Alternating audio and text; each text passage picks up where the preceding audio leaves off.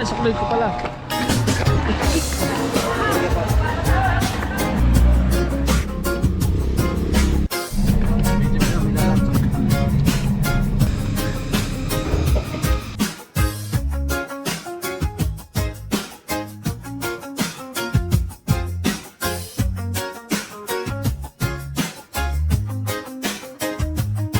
So yan guys, nandito na tayo sa Villa Colmenar sa Indang, Cavite, no? So yan, bali mula San Pedro siguro mga 2 oras mahigit yung biyahe namin bago makarating dito sa Indang, Cavite, no? So bali ito yung daanan papunta sa resort.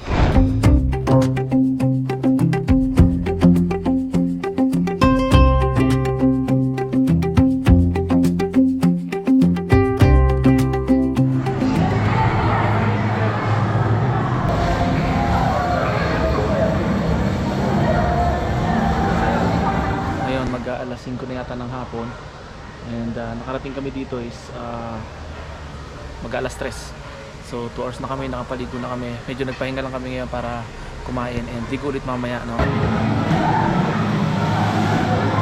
So yun guys, check natin yung itsura ng resort kapag umaga. Napaka refreshing and napaka ganda ng ambience dito sa lugar na to guys, no? Akala mo maliit yung resort pero pagpasok mo malaki pala, no? And ang isa pa sa mga gusto ko dito, no, yung tubig dito guys is hindi siya wala siyang chlorine, no. Kumbaga natural yung tubig dito, galing sa bundok, galing sa ilog and then papunta sa mga pool, no. Kaya medyo malamig talaga yung tubig and just napakaganda. Pero kung hindi nyo kayang tagalan yung lamig, hindi kayo para dito, no. Pero kung kaya nyo naman tisin yung lamig, hindi naman sobrang lamig, sakto lang, no. And kaya nyo yung tingin ko. Napakasarap, no, nakaka-relax and para tayo nasa gitna ng gubat.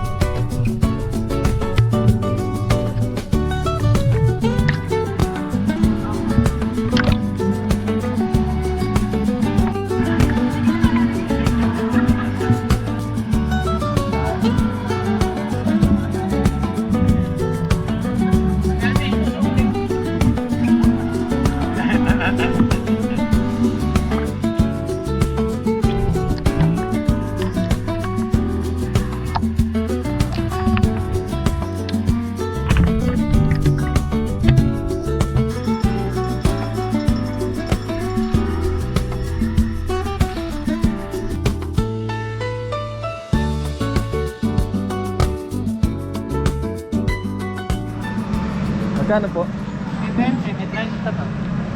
Ito. Wala kayong ano eh? Kaso? Ganito lang ano.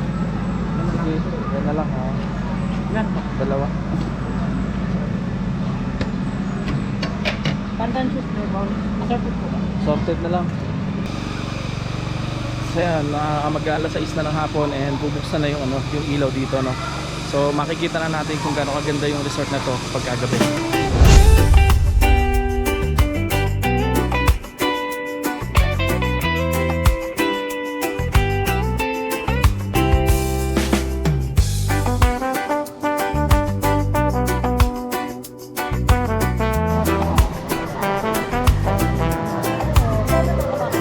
Ito yung pinakamalaki nilang